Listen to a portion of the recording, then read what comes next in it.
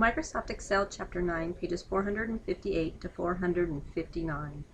To start the macro reader on page 459, you see the big yellow warning. All right, reach up and click Save right now. Now, if this goes wonky on us and it's bad, the worst thing that could happen is we would close this without saving the changes, reopen, and we'll be right back to this state, correct? So, really important, you have to hit save because this is not something we can undo. All right, are you ready? Here we go. On the Developer tab, in the Code group, click the Record Macro button. Okay, I'm going to be going really slow on this because I also cannot make a mistake. So here we go, Record Macro. The Record Macro dialog box opens. The macro name box displays a default name for the macro that consists of the word macro, followed by a number that is 1 greater than the number of macros already recorded in the workbook during the current Excel session. Therefore, this is, of course, macro number 1. All right, step number 3. In the macro name box, type PDF invoice with no spaces.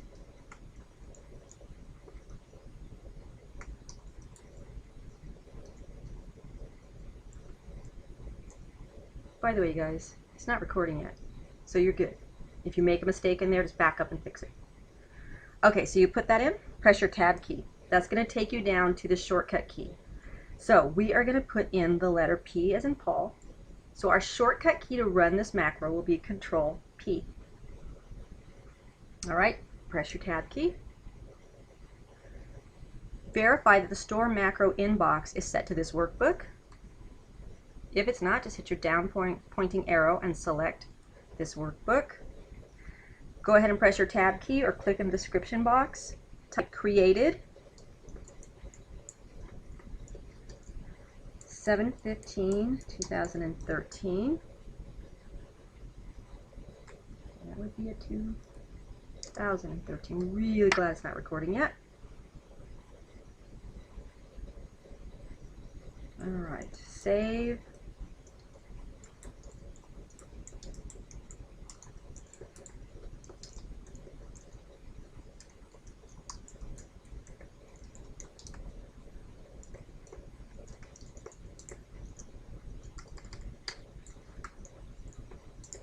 All right, save invoice area, range,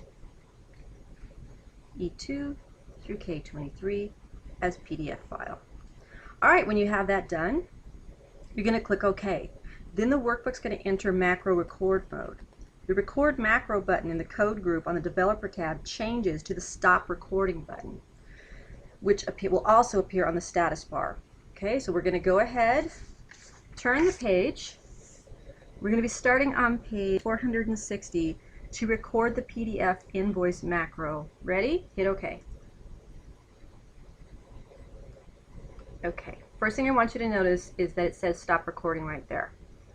Now, click the page layout tab on the ribbon. Step 2, select the range E2 to K23.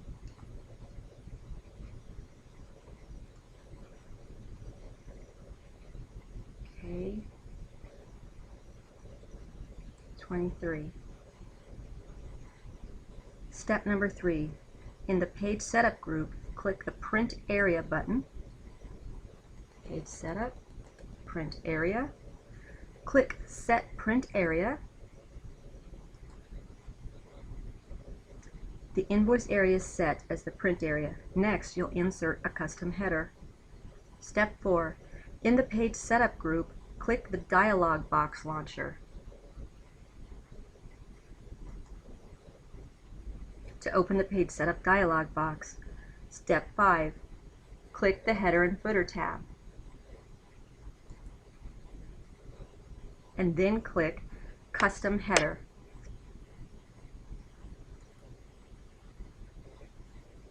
Step number 6, click in the center section box. type customer invoice.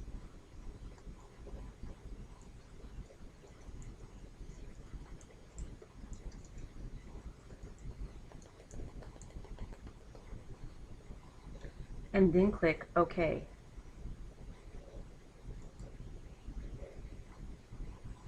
Step 7. In the Page Setup dialog box, click the Margins tab.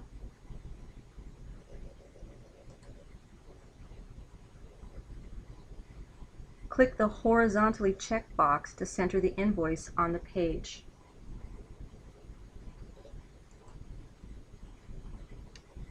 And then click OK.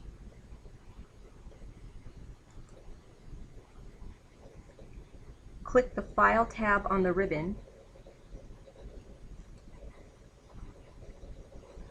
then click the Save and Send option. Step 9.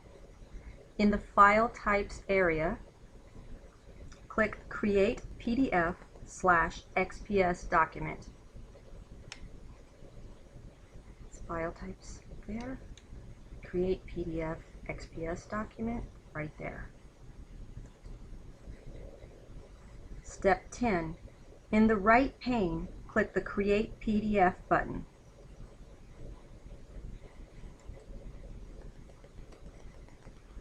Step number 11. Type invoice in the file name box.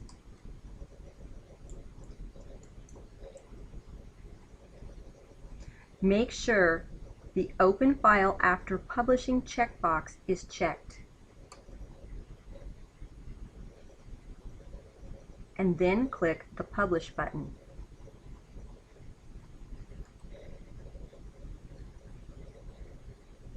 The invoice is saved as a PDF file in the same location as the Excel workbook and automatically opens in Adobe Reader. Close the PDF file.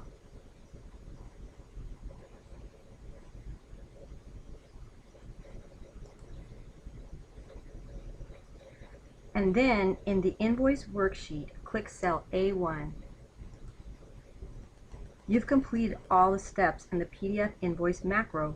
You'll turn off the macro reader now. Big yellow warning, you have to do this. You can click the Stop Recording button on the status bar.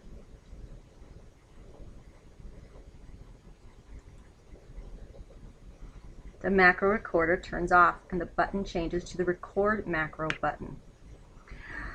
Good job, you guys. I did that nice and slow. I hope you did too, so there were no errors in recording that macro. But the proof is in the pudding, isn't it? So we'll have to go see if it works. Go ahead and click Save.